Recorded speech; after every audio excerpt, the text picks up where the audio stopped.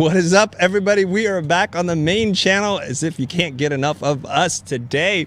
Welcome, Donuts, Donation, Do Family, Future Fam. We're going to be talking about ClickFunnels with this man, Henery Kaminsky Jr. today. And you're sitting there thinking, what is a ClickFunnel? Well, let me tell you what a ClickFunnel is, but you're going to have to wait a second for that. I want to talk about what are conversion funnels, how can funnels be used for design services, and why should you care? Before I get too deep, I want to remind you this time to like, comment, and subscribe right now at the beginning of the session. Like, comment, and subscribe right now. Matthew and Aaron are running the live YouTube part, and we're also simultaneously broadcasting on Instagram Live. What's up, people? What is up? I know you guys can't see each other, but whatever. Anyways, so ClickFunnels or purchase funnels describe the journey a consumer takes through an ad or search system like Google. And it takes you through the e-commerce website and finally converting to a sales. And it looks something like this. You might see an ad that creates some kind of desire from you, and then you follow the funnel, or you're actively searching for something. And you might land on something that is referred to as a referring page, which will lead you down the funnel into the e-com portal where you can actually make a purchase. And sometimes after you make a purchase, there's an upsell. That's kind of it in a visual way. But I want to go a little bit deeper, okay? Because you guys might not even be aware that there's something called retargeting. So when you go in and you're thinking about it and you put something in your cart but you don't buy, I do that myself. That's called retargeting. Okay, we're getting really geeky here, but that's the nature of this episode. And in a little while, you're going to find out why you should care about this, especially if you want new clients, new leads, or sell more products. Something I have to get into a little bit, which is called the click-through rate, otherwise known as a CTR. And industry average is about 0.02%, and that is really, really low. And it's getting harder and harder to get people to click through. Something called ad optimization is the art of trying to raise the click-through rate. And you can do that through link text, link size, link position, copy and image. You can even embed videos, and that proves to be much more effective in many cases when it's done correctly. Now, you need to also realize the reason why it's called a funnel, because it starts wide at the top and it gets really narrow at the bottom, because there's a high attrition rate. Somewhere between 30 to 80% of the people drop off at each phase of the funnel. So from awareness to the referring page, to the e-com site or page, and then to purchase. And then when you fill in your data for the purchase of your credit card, people abandon that as well. Something to be aware of. Okay, where does all this stuff come from? Well, E. St. Elmo Lewis observed this in 1898, and he developed a model which mapped a theoretical customer journey from the moment a brand or product attracts the consumer's attention to the point of taking action or making a purchase, hence a purchase funnel. And there's 4 main parts to this. And when I saw this, Matt, I was like, oh my God, that's the exact same thing that we do for the user journey when we're doing brand strategy. Did you notice? Awareness. The customer is aware of the existence of a product or service. Then they become interested in it, and they're actively expressing an interest in the product group or in a product group. Then that creates desire, aspiring to a particular brand or product, and then they have to take action. This is the critical part. Taking the next steps towards purchasing the chosen product or service. Now, action doesn't necessarily always mean making a purchase. It could be signing up for an email campaign or a notification or something like that. You want them to take action. That's it. Okay, so this is how it looks like in a visual format. So a compelling event, something happens in your life, something creates the desire to change. Maybe you get recently laid off, maybe your company is growing, maybe there's a new marketing director, something is happening to create this compelling event. And in sales, we need to understand you cannot manufacture a compelling event, you just have to identify one. And then as you go down the funnel, there's awareness, opinion, consideration, preference, and then through that dashed line is the purchase, the magic. I've added one other part to this, which is delight, which Marty Neumeyer refers to as the new customer journey, because selling is just one part of it. Creating delight, instilling loyalty in people, that's what's important. Okay, I'm almost done talking, you guys. You can call this in many different labels. You can call it ClickFunnel, purchase funnel, marketing funnel, a sales funnel. There's a lot of funnels going on here. Or a conversion funnel. There's a lot of funneling, right? And a conversion funnel is just similar to all of these things, except for it's a technical term used in e-commerce operations to describe the track a consumer takes through an internet advertising or search system. That's kind of it. Navigating an e-commerce website and finally converting to a sale. Well, without further ado, guys, please help me welcome Henery Kaminsky Jr. Welcome to the show, buddy. Woo! What is going on? This is so strange. You guys don't know this, but I have an earbud behind my headphone here because this is how we're going to do it, because we're on Instagram. And I just got the blazing sun in my eyes for the next 20 minutes. So yes, you do. Just have to work. Let's just have to make it work. Yes, I saw you earlier. Before you were looking white as a vampire. Now you're looking like a crescent moon or something's going on. There's the whole sent from heaven lunar phase going on. Okay, Henry, I believe you have a deck to share with us. So if you're on Instagram, guys, check us out on YouTube. We're live right now, and you can see the deck. I might be able to flip this on Instagram. Oh, nice. Yes. So I might be able to rock that out a little bit. Yeah, right, I see it. Good job. But can my YouTube folks see it? Yes, if you share your deck, and we're going to cut to it right now. Aaron? Oh, got it. Okay. Yes. Perfect. There it is. There we go. All right. Excellent. So what the funnel? It's going to be that kind of show. It is. So what's a sales funnel? How do I use it to grow my business? You basically did a real high level view of that already. So I'm going to blaze through that, but let's clear the air right now.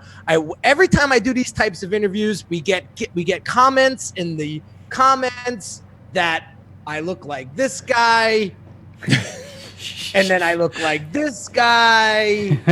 So honest to God, Chris, I can't even be down in South Beach with my wife and wear sunglasses like that because they literally stop their cars because they. Wow. Hey, why not do it then? Play into it. It's like you want the best table at the restaurant. So I just want to clear the air. I get a lot of, you look like Gru, you look like Dr. Evil, you look like Pitbull. So just wanted to throw that out there and get that out of the way. So real quick, guys, definition of a funnel. It's a consumer-focused marketing model which illustrates the theoretical customer journey towards the purchase of a product or service. There. Again, I'm not going to. Yeah, we did that. Yeah. There we are again. Action. So what I want to do is get into the types of funnels, specifically for you guys that are designers. So I've been a designer for, it's going to be 13 years, September, but I matured now more into a brand strategist, and I have a team of 12 people now that do all the designing for us and for my clients and the development and all of that. So I'm specifically doing strategy with clients now and helping them grow their brands.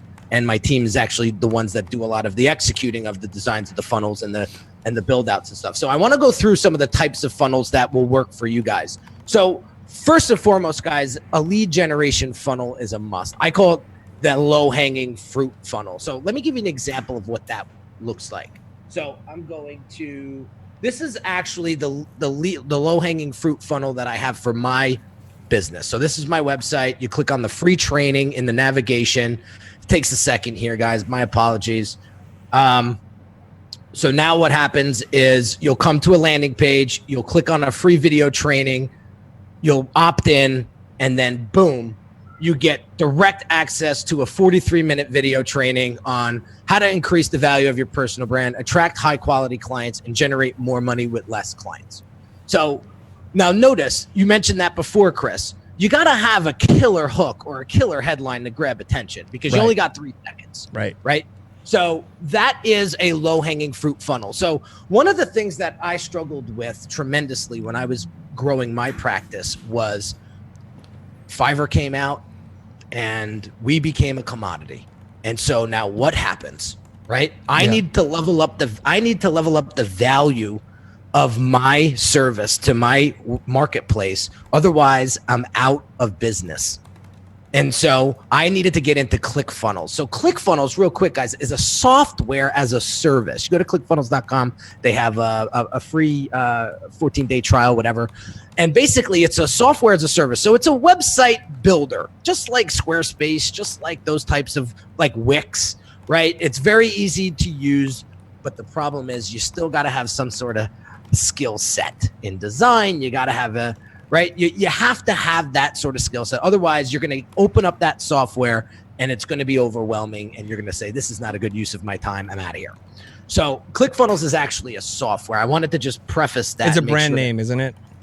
It's a brand name. Russell Brunson. Guy by the name Russell. Yeah, Russell Brunson started it with a couple other guys. And so that's how it works. So now if we get back to the slide deck.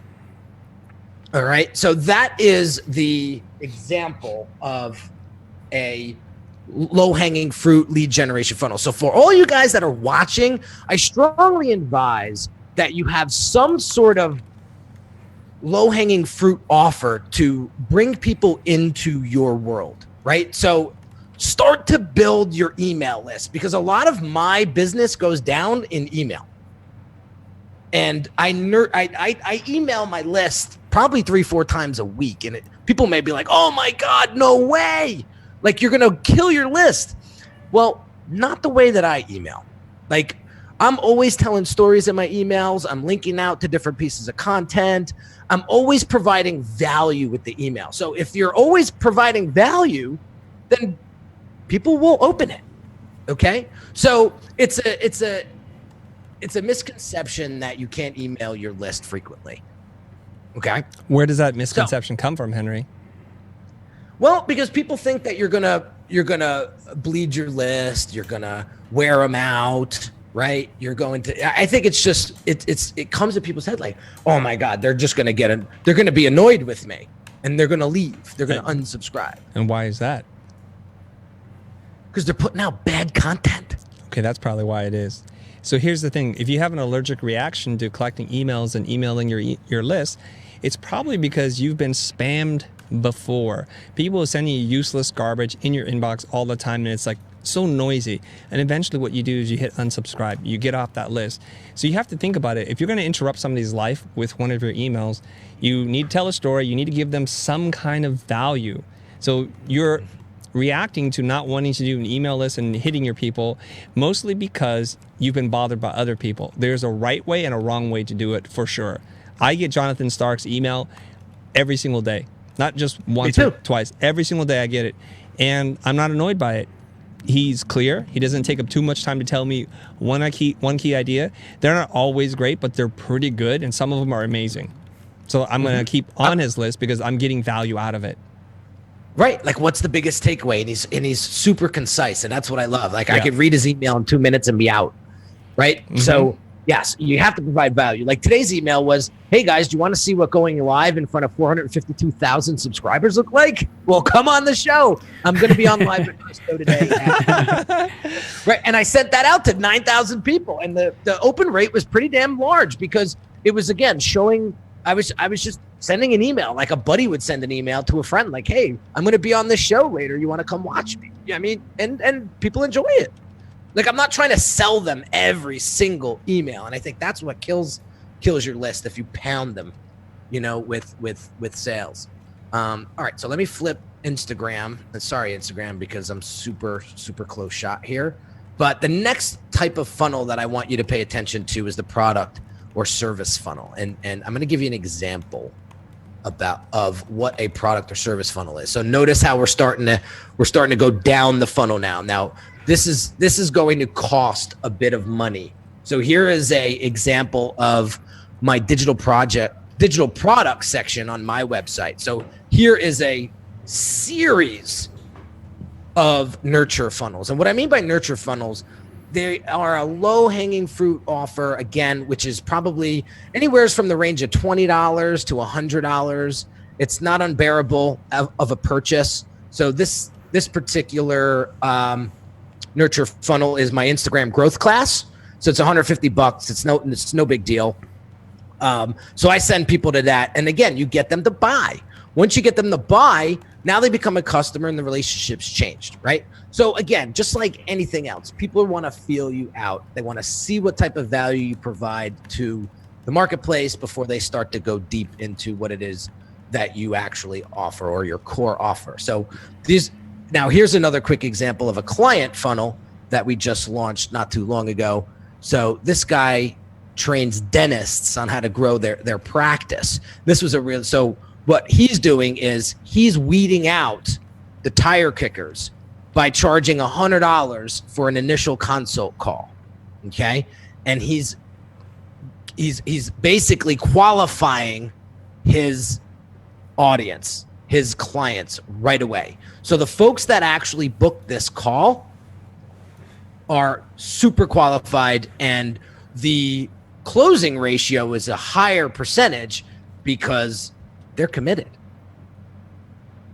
Okay? So that's how I qualify my clients when I am going through, when I'm putting people through my funnel. So they'll get my free training, and then I'll offer them something a little bit sweeter. So I'll send them to the digital products page, or I'll send them to an individual product that I want them to check out and buy. And then they buy that, and then I'm moving them down the funnel. I'm providing more value at a little bit higher price point, and then eventually I get them down to the core offer, which is... You said the core offer?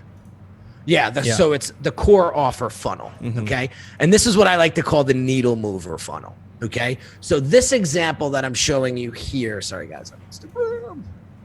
Okay. This example here is gonna take you to my Brand Yourself course. So you click on the Brand Yourself course, and this is my sales page for the course. Is each one of these things a funnel? Yeah. And there's using ClickFunnels? This is WordPress, but as soon as you click on the call to action, it goes into a ClickFunnels page. Okay, so why use ClickFunnels then? What does ClickFunnels offer because you? So on the fly changes and on the fly split testing. Okay. Okay. So if I want to split test this page, I could duplicate the ClickFunnels page, make minor changes to maybe headline or some text or a different price point, and I can set how many times so I can split it 50-50. So every other person sees the split test page, and then now I can start to see what pages are converting better. As soon as I find out the page that's converting better, I turn off the page that's sucking, and I keep the page that's working really well. Okay. On. All right. Henry, I get it. We have too much technology going on. We're minding the Instagram. We're doing the YouTube. I'm looking at the chat. I'm like talking to Twitter. People's heads are going to explode right now. So it's a little confusing. Okay. We'll jump off Instagram. No, we don't have to, but we can. Okay. Should we? Okay. I just want to let's take a deep breath together. This is the first time we're doing it. It is. It's okay. People are a little confused because this is a world that's foreign to most of our audience, I think. So I want to clarify a couple of things. So it's been said here from Sean. He's like, hi, Chris. You need to start with a content strategy to generate the traffic. We're not going to get into that. We'll have a content strategist. We're assuming that we can drive traffic, and Henry's going to talk to you about what a ClickFunnel is. Maybe let's just take a step back. What is the big picture overview of what a ClickFunnel is in using non-jargony terms? What is a ClickFunnel, so Henry? It's just a tool, Chris, to help you convert a website visitor into a customer. So what's the structure then? It's a website page builder that's very user-friendly, that you could create sales pages, you could create lead capture pages. I'm trying to stay super basic here. You could do a lot more with that, but you could create super basic pages to either generate a lead or to sell a product or service, and you will guide them slowly into the sales process. Okay. Online. This is starting to make it a little bit clear. So if I were a customer, let's say I'm a dentist. I don't know anything about this stuff, and I want people to book appointments. Take me through some of the questions and the diagnosing that you would do so I can understand this, and then we'll map it back to the tool. This is not a tool conversation. This is a big concept kind of conversation, right? Well, why don't we use a designer as an example? Okay, even better. Why did I pick a dentist? I have no idea why. Let's use a designer. Yeah, I'm overdue for my cleaning. That's what it is. Okay, Okay, Henry, I'm a designer. I need to generate sales leads. I'm not getting enough at bats. I'm not getting enough opportunities for work. What do I got to do, Henry? Take me through it, doctor. Here's what I would do. I would go to the Futur and buy the core product. No, come on. Stay on. All right. So what you would do is this. You would go to your audience and ask them a question. So go on Instagram, go on Facebook, go on YouTube, and ask a simple question. What is your number one question when it comes to design when it Why comes. don't you just ask me? Ask me. Okay, I'm your so client. What is the biggest problem that your client is facing right now? My client. Okay, I'm gonna say I'm a graphic designer, and I do identity systems. Okay, Right. I'd say that, and I'm gonna pretend like I'm that person right now. Henry, I don't know what my client's biggest problem is. Okay, so you got a bigger problem What's the than problem? a sales. The problem is you don't know your audience, and if you don't know who you're serving, how do you know what to sell them? Well, they need identity systems, don't they? They need a new logo Well, why do they need that? because their old one sucks. Okay, and did they tell you that, or is that what you think? It's obvious, Henry. You just look at it. All right, so what we need to do is create some sort of lead generation.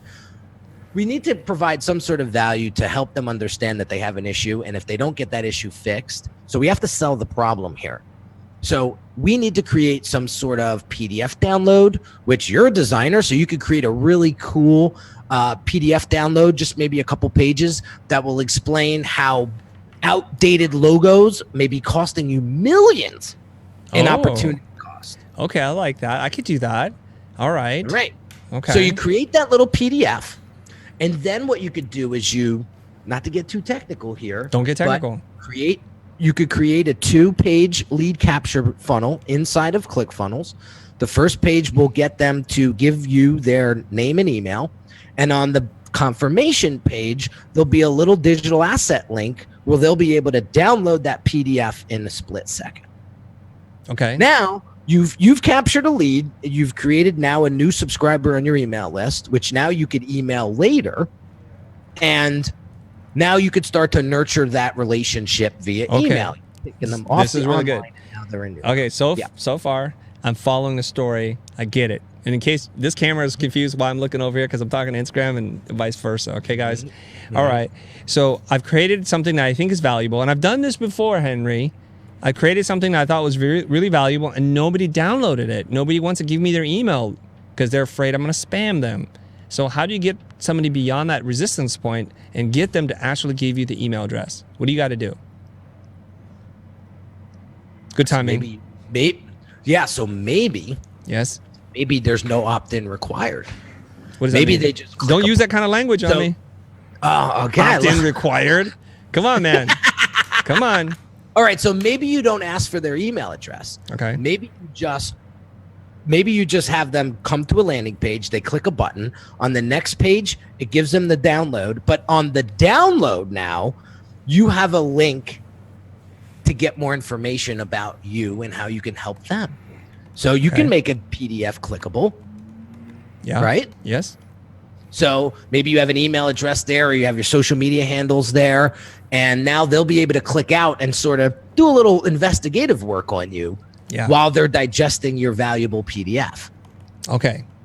It's all about relationships, Chris. Right, right. Okay, that's a great answer. I want to provide an additional answer or another option for you, because we know that designers can actually create really valuable resources and tools. So the first question I would ask a person if I was diagnosing myself as the designer, I would say to you, who are you serving with this PDF? Are you serving yourself, other designers, or are you serving a business owner, a purchaser of creative services, maybe a marketing person, a director of some sort? And then it's because we said that we don't understand our clients. So how do you serve somebody you don't understand? You assume they want water, but maybe I'm a beer kind of guy, or I'm a wine or champagne kind of person, and you're giving them something that's valuable, but not to them. So we need to spend a moment to understand who our customers are, who's making those purchasing decisions. Are they entrepreneurs? Are they the wife or husband of an entrepreneur who makes these decisions? And it can be all these things, and you need to learn about who they are. The next thing is, if you have a PDF, there's a good chance nobody wants to download because they're afraid of viruses and spamware and all that kind of stuff, spyware. So you need to do a good job of creating enough interest in the PDF so that they're actually going to download it, whether they give you an email or not. So my suggestion is to give about maybe 15 to 25% of the value before they even download the PDF. Give them your best. If you have 10 tricks, give them your number one trick right in the landing page. And then they're like, wow, if number one was so good, I wonder what the other 9 are going to be. You can also talk about the amount of time and energy it's taking you to build this report. You spent $10,000. You spent 6 months studying trends in design. And here's what Google's doing. Here's what Apple's done. And what you, as a small business owner, can learn from this. Click on the link below and get your PDF, right?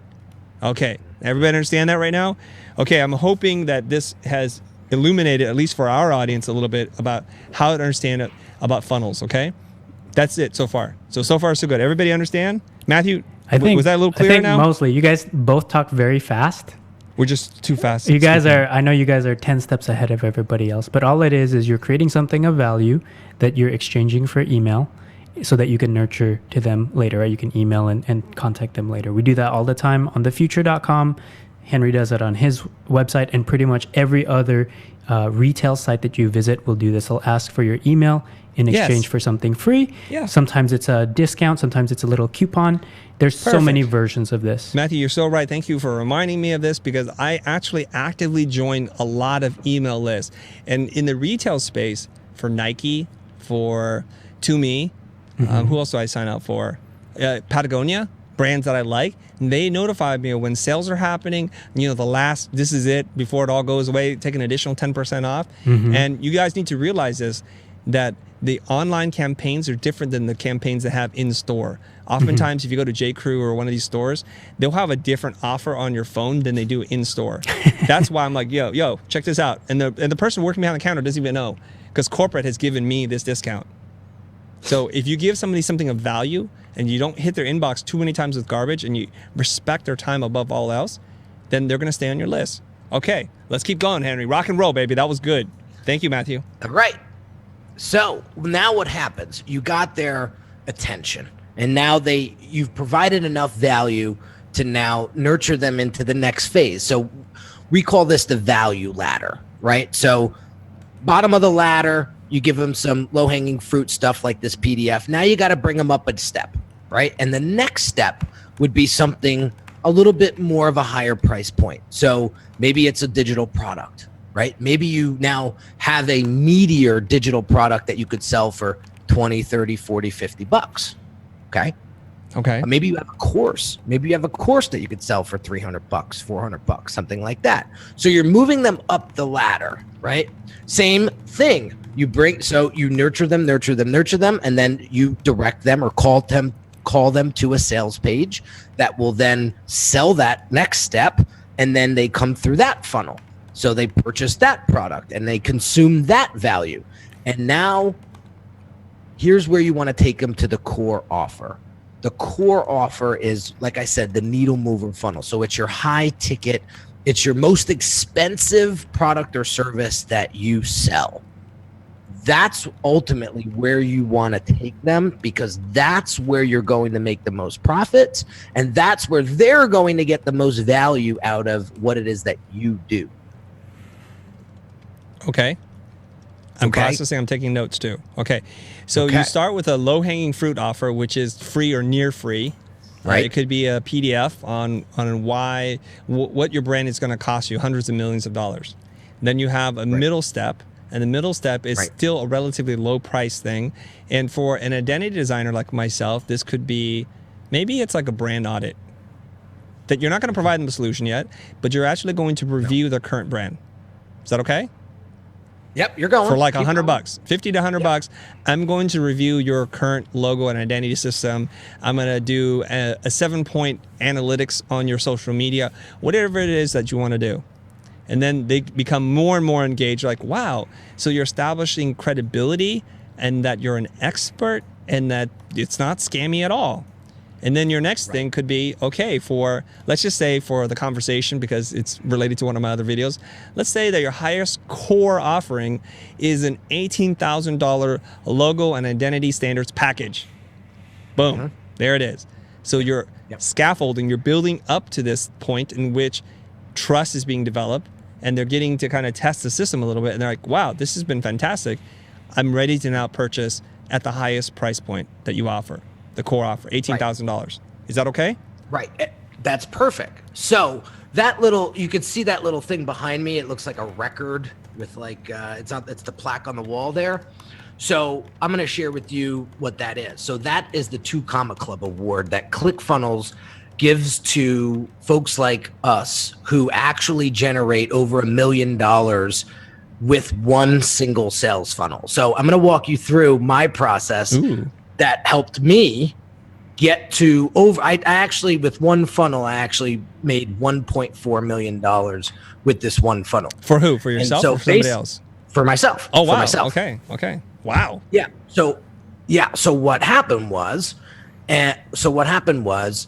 I was not getting the right clients. I was attracting the wrong clients. Why? Because I wasn't qualifying my clients that good enough. Okay. So what I did was, how do I put a barrier in front that makes sure that I'm getting the right clients? So when somebody comes to me and they want to talk to me about my products or services, I charge $100 for a 30-minute introductory consult. Okay. Mm-hmm. When they purchase that, okay, I ask my clients all the time after they go through the Brand Accelerator program, why did you invest $100,000 in a brand identity system and strategy? Well, I'll tell you one thing, Henry, that you're doing that nobody else is doing is you're charging $100 to speak to you for 30 minutes. And right away, my perception of value of you was that you're better than everybody else that's doing it for free. And that's why I paid the $100. And so when I get on that call with them, I give them $5,000 worth of value. Okay. And basically what I tell them is, if you're looking to work with me one-on-one, the minimum level of engagement is going to be $10,000. And that's just strategy. And then once we figure out what the strategy is, then we can get into execution mode, because there's a lot of folks out there that just do a lot of lip service. But when it comes down to the nitty gritty of actually executing this, they can't do it. And so now we have a team of 12 people that will actually execute this whole strategy out for you and save you a tremendous amount of time, energy, and frustration. And so we go through the strategy and diagnosis, and we start to build that relationship up. And then the next logical step, I always tell them, listen, at the end of the strategy, I don't want you to feel obligated to work with me to build this out and execute this all out. You don't have to. Here's a couple options. You could do nothing with the strategy. You could try to do it yourself. You could get somebody cheaper to do it, or you could just continue on with my team, and we'll build this whole thing out for you in 60 to 90 days. And I will map out the whole process for you. Okay. And 98% of the folks move forward. And that's the funnel that made me 1.4 million. Fantastic. In a very short period of time. Okay, we're getting a lot of weird reactions within the chat. I think it's because it's a brand new world to them. They're saying things like, it feels really salesy. It's not, is this genuine? What are you guys doing? The vibe is off. So let's get the vibe back on. Matthew, what do we need to do to get the vibe back on? I think it's just because we have a lot of jargon, right? Yeah. I mean, it's familiar to us. I understand. And I think we just need to say it a couple different ways so that people might understand. And I think what I hear Henry doing, which is great, like he has a very particular way in how he might do it. If I might illustrate another way that we might do it, if I'm a designer, if I'm a brand studio, what I might do is I might have a landing page with a free downloadable PDF that I'm attracting clients. Maybe it's a checklist of the 10 things that your business is not doing, right? You exchange that for an email. If I'm a potential client, I drop my email in there, I get this checklist, and I say, hey, wow, this is an amazing checklist. My brand is not doing 3 of these 5 things. I need to follow up more with these guys. So then now you might get a series of emails that follow after that give you more tips on how to improve your brand, how to improve your identity, your social marketing. And at a certain point, me as the potential client might lean in and say, you know what, these guys on the other end, they're pretty smart at what they do. Let me contact them. At that point, that's when you get on the call. That's when you set something up. That's when you might make an offer to make this conversion, AKA the sale, to do a project with somebody like Henry. And then you keep moving forward. So hopefully I was able to illustrate it in a different way that maybe, I know Henry is like very advanced and he's making money that seems unattainable for a lot of people, but I just want you guys, for it to be very clear for you guys, you're just trying to capture an email so that you can have conversations via email. Is the most traditional way, but there are many other ways to nurture that relationship. Matt, You're spot on. And one of the things that I really want to really speak to your audience about is this.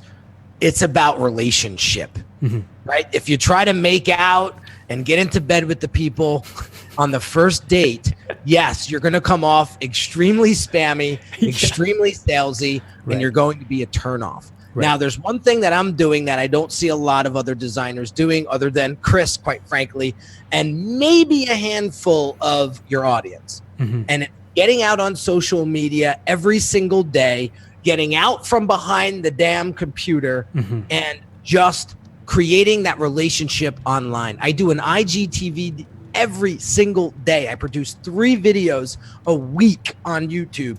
I'm on LinkedIn. I'm on Facebook. I am everywhere. And I am just constantly providing as much goodwill to my audience as I possibly can. And then when I go to pitch my offer, it's not selling to them. They're actually more than happy to support me because the amount of value that I gave to the marketplace, $1,000 course or a $10,000 strategy is nothing when you look at the big picture. When they're like, wow, I could spend 10 grand with Henry, spend 2 weeks, figure it all out rather than spend 10 months trying to figure it out all on myself. And this strategy can help me make over 6 figures in perhaps less than 12 months. Absolutely. And I think the way Chris puts it all the time is the way we do the same thing on the Futur is we try and give so much free will, so much free goodness out there, so much free value. Can you imagine what a paid course must be like? So that's the type of intrigue that we want to put out there. We want to put so much awareness out there that we are very smart. We are developing expertise in our particular lane or craft or industry so that when others look at it, they lean in. And when they lean in, they're ready to listen. And if you do enough of this and they have that compelling event like Chris mentioned earlier, where they're ready to rebrand, where they're ready to increase their sales, or maybe they just got funded as a company. There's all kinds of compelling events where they're ready to act. You are on the tip of their mind, right? You're right there because you've been there every day with them. And that's the whole point of doing the top of the funnel awareness, creating content, creating blogs, just putting yourself out there. All right, I'm going to jump in here. You guys. Ooh, I'm hearing really loud in my ear hole here. It's because you guys were doing something over there that I could hear? No? Okay, I don't know why we could hear Matthew all of a sudden. Okay, so here's the thing. Henry has so much energy. He has so much passion. Basically, you take a 6'5" man, you squeeze him down to Henry's size, and that's why he's so freaking intense. And our audience is not used to people this intense, and they're like, oh my God, it's too salesy. And you're just having a reaction to the speed, the velocity of Henry's delivery. So this is when Professor Doe is going to step in, and I'm going to give you guys a little story, an analogy, if you will, okay? Now, our audience wants this. They want to know how to get more clients. Everybody wants that. How do I get more clients? And the old word of mouth referral program isn't exactly setting your house on fire right now. It's not. So what do you do? What can you do? Now you look at it like this, like, again, using the same analogy, the same scenario that we have before. I sell logo and identity systems. Okay, that's a lot of our audience right now. And you look at that like that's your only offer. That's the only thing you have to sell. It's like you either hire me to redesign your logo and identity system, or you do not hire me at all. And depending on the price point, and if you're listening and watching this channel, the price point should be pretty high. It should be in the tens of thousands of dollars at this point. You're asking somebody, a stranger to you, to make a really big commitment, an investment in a lot of money, and that puts all the risk on them. And that's the problem. So what we want to do is we want to mitigate, reduce the amount of risk by having much smaller offerings so that they can come along with us on the trail until they decide, I am ready to trust you now with $20,000. And this doesn't matter if you're a young person, like if you're 15 years old or if you're 55 years old, the same is true. You need to build rapport, you need to establish trust, and you need to let them know this is what it's going to be like to work with me, and this is how much value I have to offer to the world. Now, if you're attending a traditional design college, this is going to be like robot language to you right now because they don't talk about this. They talk about craftsmanship, colors, and spatial balance and all that kind of stuff. This is very different. This is how you're going to get more business. This is how you're going to be able to raise your rates. Now, the analogy I have for you is this. Let's pretend you're an expert outdoors person, and you sell this really expensive, all-inclusive 3-day excursion to Africa. And the price point is, guess what? It's $18,000. And you're wondering why people don't book you sight unseen. Now, if you're like me, you're going to sit there and think, well, an expedition to Africa, I'm not ready. Am I fit? What supplies do I need? What do I need to do? Like, who are you?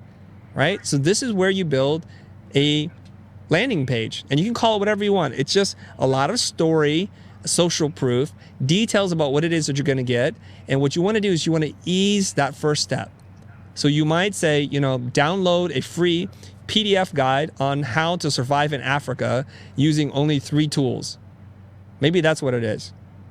And then you can just keep bringing them along, and you're giving them options to make small commitments, and that's all you're doing. And that would make sense, right?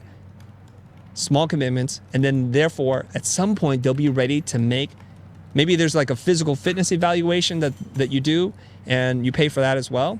And you want them to get used to paying something in exchange for the value that they're getting back, to the point in which they're ready to make that booking and go to Africa with you. That's as simple as I can explain it, hopefully. Okay, now that we're off Instagram, I can close that. Now it's a distraction. Yeah, my phone just died. Yeah, they didn't die. They kick you out after an hour. That's true too. Yeah. If you could just shoot back over to my share screen. Go ahead. And show that. Okay, so one of the things that I do that was brought to me. So Chris, we had our one-on-one consult the other day. Yes. I made all the changes immediately except for this headline right here. But we changed this. We swapped around, and we start with our why. Nice. We did everything. Mm-hmm. But look what I do. With a half a scroll, you get 2 calls to actions. And what is it? It's Henery's story part 1 and part 2. And when you click on this, it brings you right here. You don't have to go anywhere. And it literally tells you the story about how I got started as a designer, how I morphed into a brand strategist, how I almost lost my business twice, how I came back and just crushed it. And now here's what I'm doing with my clients and how I'm helping them get the results that they're looking for. They get that in 2 scrolls, right? Like you mentioned to me before, and we're both Simon Sinek fans, like they don't buy your product or service. They buy why you're doing it. And I'm not the best designer. I never was the best designer, although I got my chops up over 12 years. But they wanted me. They wanted that energy to help them grow their business.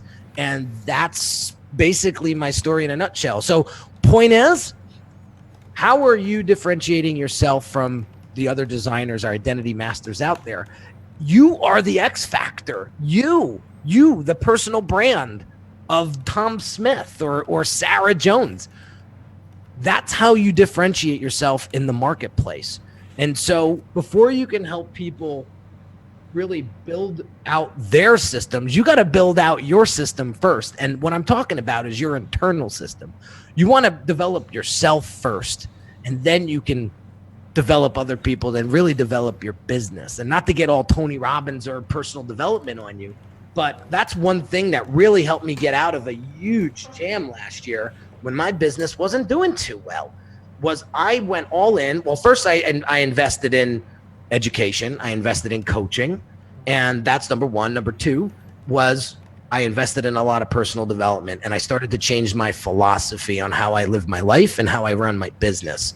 And Chris, I say this every time I come on the show, but a lot of that is, accredited to you and your help and your guidance. And, I book a call with you once a month because of the ROI that I get from your mentorship. And, without that, listen, I'm an action taker. I'm a doer. So I'm going to make it happen. But like we talked on our last show, on our last call together, like sometimes I just need the guidance. I need those blind spots removed. And that's the best thing about mentorship is you get the coach to help you remove those blind spots, and boom, you're out of the gate, just blazing.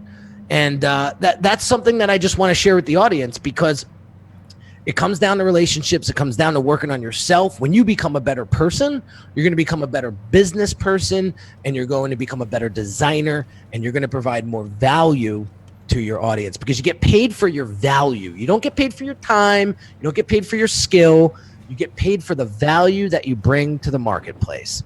Excellent. We're starting to splinter into 100 different topics here. And first of all, thank you very much, Henery. Matthew, we don't have that much time left because we're just grinding through this thing here, and a lot of people are having all kinds of strange reactions. So let me say one more time. Let me just say one more time, guys.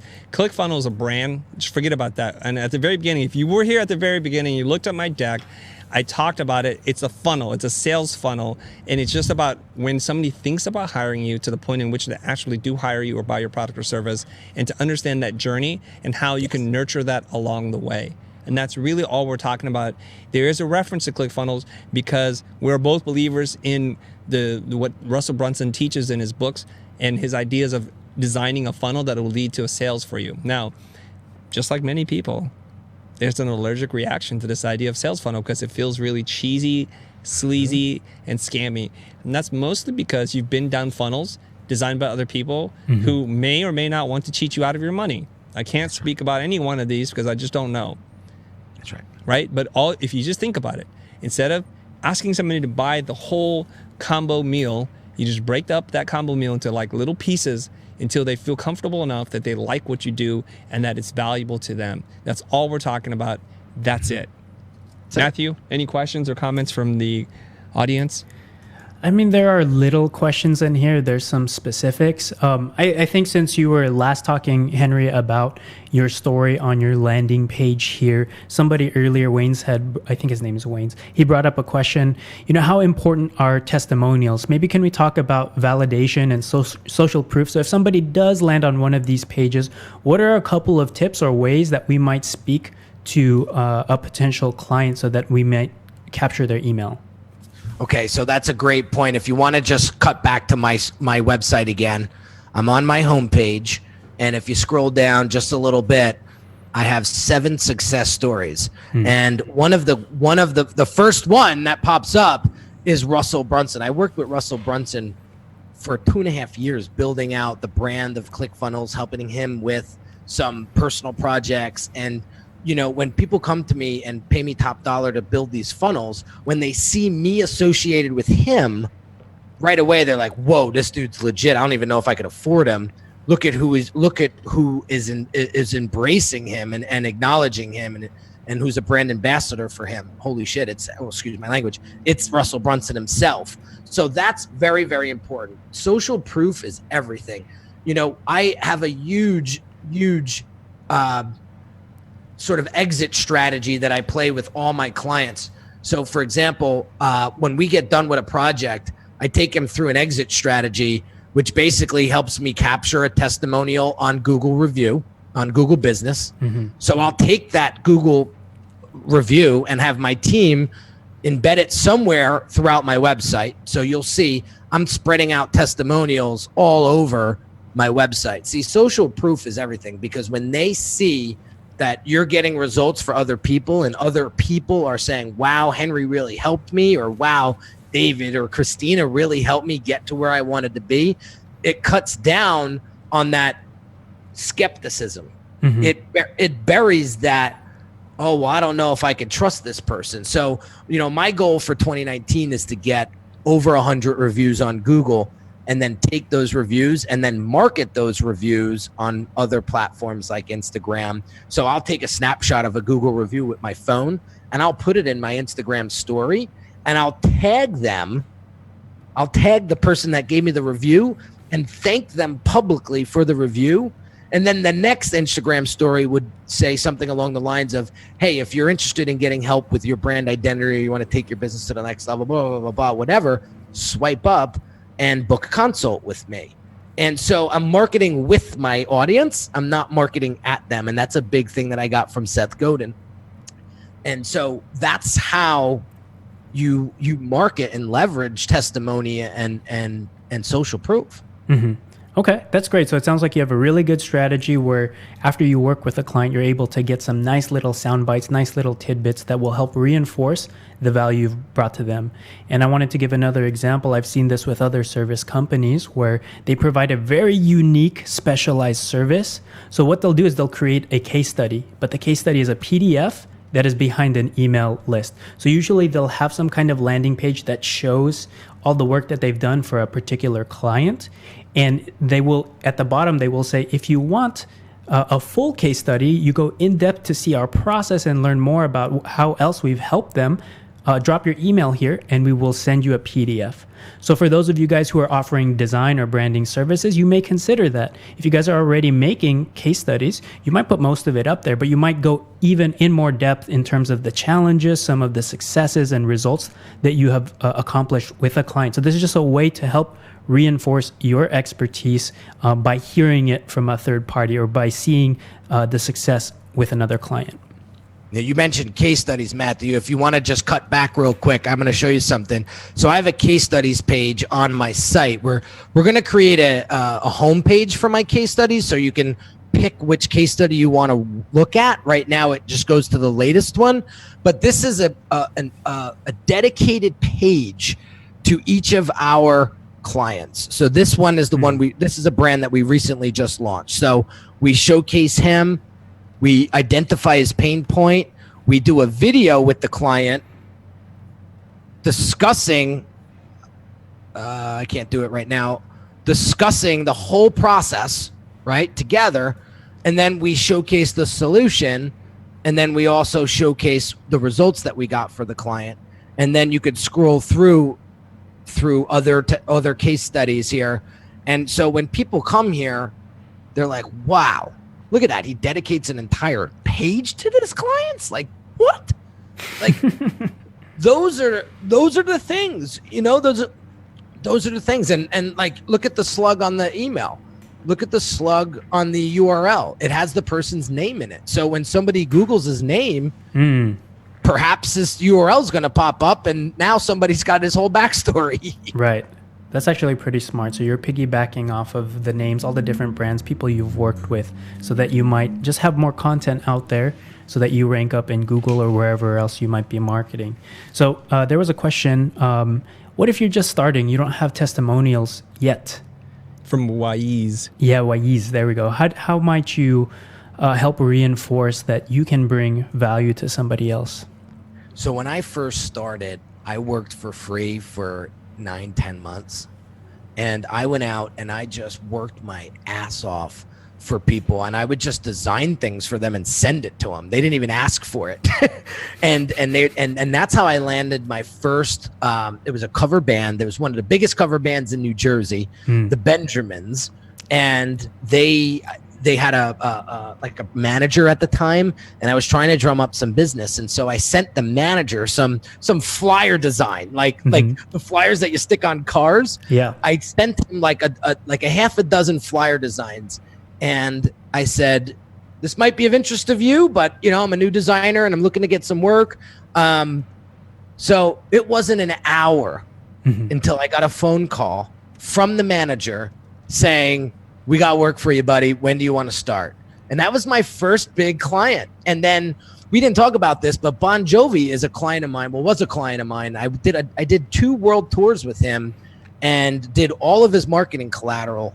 And how that worked was simply, I was doing work for these nightclubs around the state of New Jersey. And one of the club promoters was bringing me around with him every time he got a new gig to promote.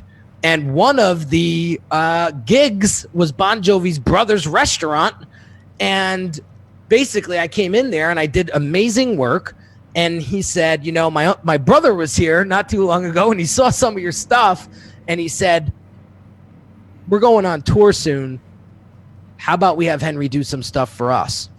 And boom, that was it. And then next thing you know, I'm doing cover designs, which I can show you in a second. He's grabbing some Come on back, stuff. Henry. Come on back. Yeah, so this was Too much glare. So There. there you go. So he did a private show at the little hole in the wall spot where he started his career, and he recorded it live, and he only sold these to his John Bon Jovi fan club members. And I did the CD design, I did the inside cover, I did it cover to cover. And after this, then I basically did the 2 world tours with him. And John's a smart guy. He's got quite a few businesses, and what he would do is he would have me create all the marketing collateral for the other businesses, and then he would promote those businesses at his shows. So talk about direct audience marketing. Like, you do a show of 50,000 people and you start having your team spread out that marketing. It's like insane. So Henry, let me bring you back. Yeah, the question was, if you don't have experience or clients, how do you create Work for free. testimonials? So Work your for free. answer is pick a good client, do something for free in exchange for a great testimonial, right? Deliver. That's it. Okay, Matthew, do you have another way of getting a testimonial if you're kind of new? No, not off the top of my head. I think the case studies bit was mine. Even if you're already doing work and you don't actually have a physical testimonial, you could also reach out to past clients that you've had. And if you don't have this exit strategy that Henry does, you could always reach out to them for a quote. Yep. Yeah. I'll give you one more tip, guys.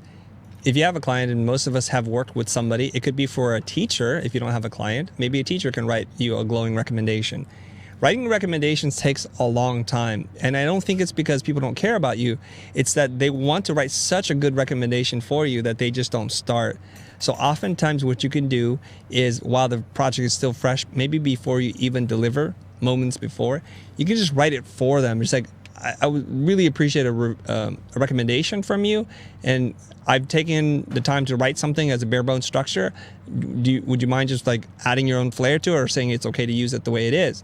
And then that way you're kind of easing the pain for them to write it for you.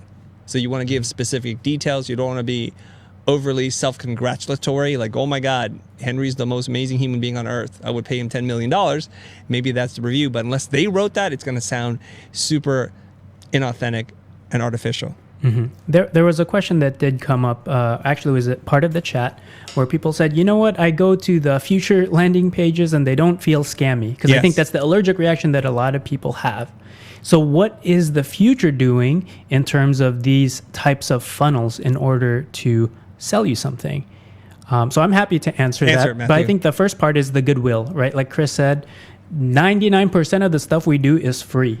Right? Like we have 800 videos on YouTube that are just out there all for free. We're giving you guys value. So by the time we do an ask, right? When we do the jab, jab, jab, right hook and pull you in and say, hey, by the way, we have this free typography manual. You might have seen it in a lot of our videos. They'll pop up in the top right corner. Download our free typography manual. When you get it, you'll realize there's tons of value in there. It gives you all the rules of 10 rules of typography. At the very end, there's a small, tiny ad that says, do you want to consider taking our typography course if you enjoyed this? We're not trying to shove it down your throat.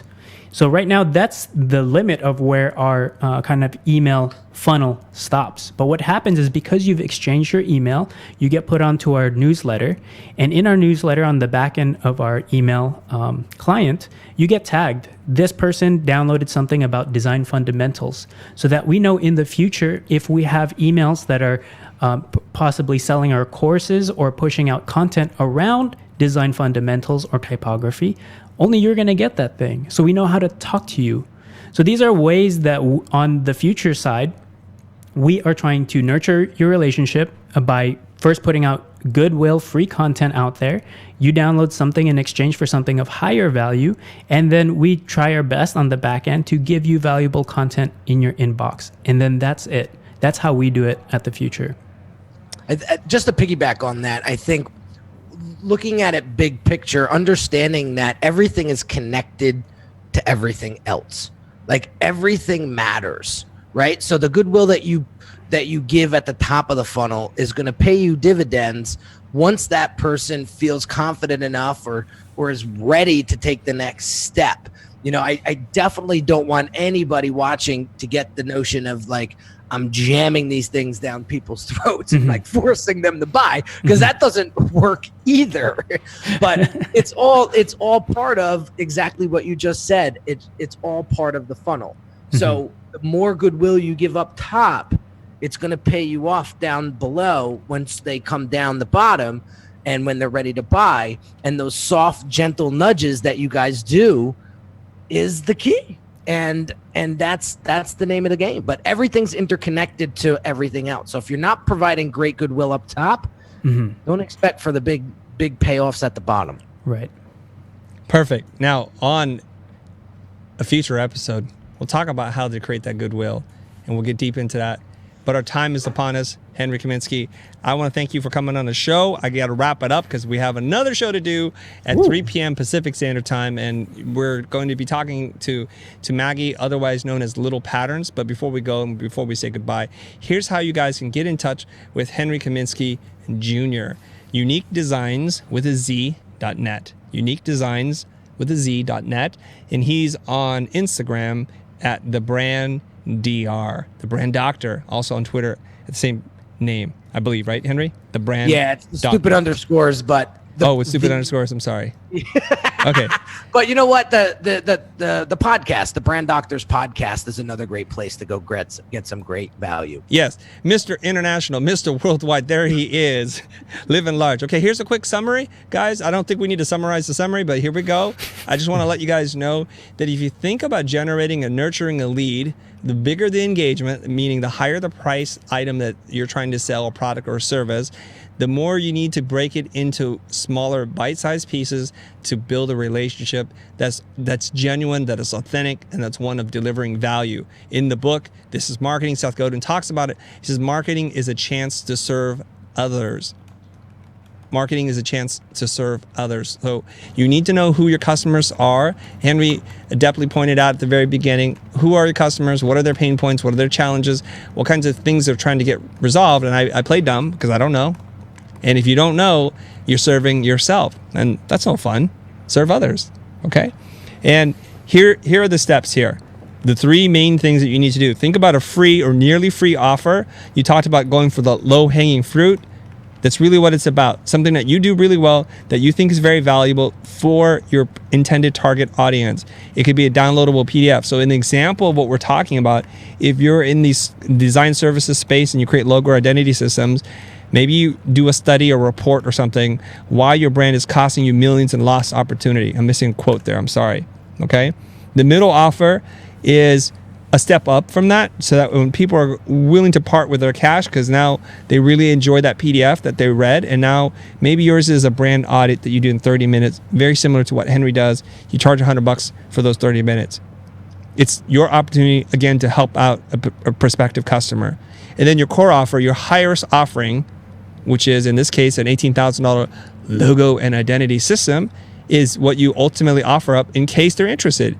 And you need to realize something. During the brand audit, if you realize there's nothing wrong with their brand, you owe it to them to say, I just don't think you need to do more than this, and you should probably spend your money on something else. But you don't need to do in a logo and identity system. You might want to invest in a sales funnel. Who knows? Okay, that's it, Henery. Henery, I will see you very soon in person, in the flesh. Thank you very much for coming on the show today. And Matthew, as always, thanks for bringing the chill energy just to cool down a little bit of heat between Henery and myself. Guys, I just want to let you know, go back to my slide, Aaron, and let's get us out of here. Don't forget to like, comment, subscribe, and hit that bell icon. There's some animation there. That's it for us, guys. Thank you very much to my sustaining members, everybody that supports us. Love you guys. Thank you. See you guys next time.